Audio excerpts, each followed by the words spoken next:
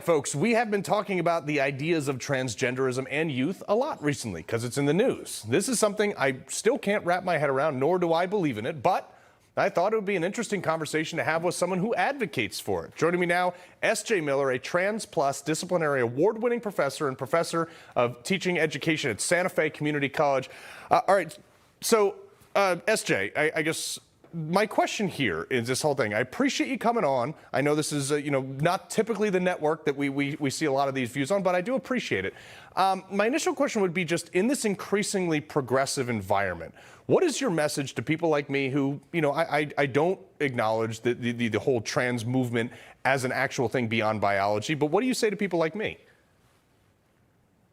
Well, first, I appreciate the opportunity to talk to you because I think what's really important is that everybody reaches across the table to learn from each other. And this is also an opportunity for me to learn from your perspective and from the Republican and right-wing perspective.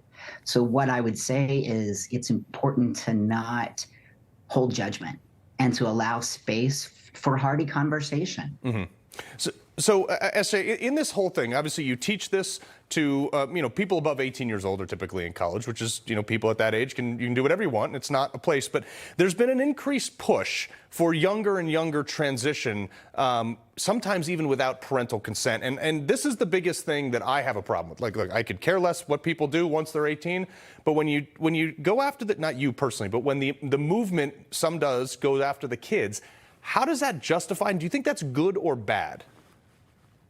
Well, I wouldn't say it's the movement. I think this turns back to parents who want to support their young children in being whoever they need to be. Now, in terms of moving towards actual transitioning with hormones and puberty blockers, I think that's a whole different conversation. And that's a very intimate conversation between a parent and a therapist and a doctor. So I don't think it's something that should be necessarily capped on, that it's a fluid conversation. So, but let me ask you that, the kid thing is when this really started getting hot and ignited, especially in our schools and things like that. Sure. If we can't get a tattoo until we're 18, we can't vote, we can't enlist in the military, and these are potentially life-altering things. Why do you think it's okay to do this earlier on and progressively earlier on as we get later in life? In something that I don't see as beneficial. Maybe you do, but shouldn't people just wait till they're 18? Well, if you think about it, the internet is really kind of what sped up everything. So Gen X, Gen Y, and Gen Z, those are coming out of the baby boomers and so forth. Mm-hmm. What's happened is that the media has really proliferated a lot of this discourse. And so what's happened is that that's fair. Young people have more access to language and identity, and they're coming into a generation right now where gender is a lot more fluid. There's stories, right? There's movies, there's text, there's conversation that's happening all around them, and they feel more comfortable expressing themselves. What does it mean to be have gender more fluid? So for instance, let's say perhaps I want to put on a dress one day and I identify as male. So there's a fluidity there, right?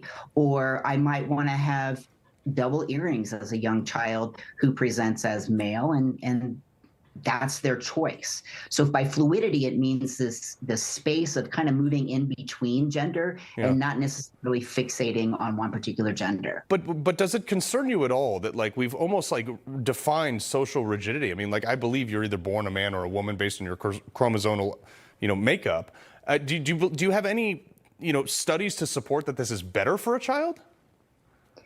I think what we're talking about in terms of better it's not necessarily about better. It's about having a positive sense of self and worth, right? Having self-worth. And so I think, again, it's about self-determination and allowing young people to be whoever they want to be. Mm-hmm. Like, for instance, let's say you were growing up and you were being bullied because of how you presented. I think that would be detrimental, right, upon your own socio-emotional well-being. Mm-hmm.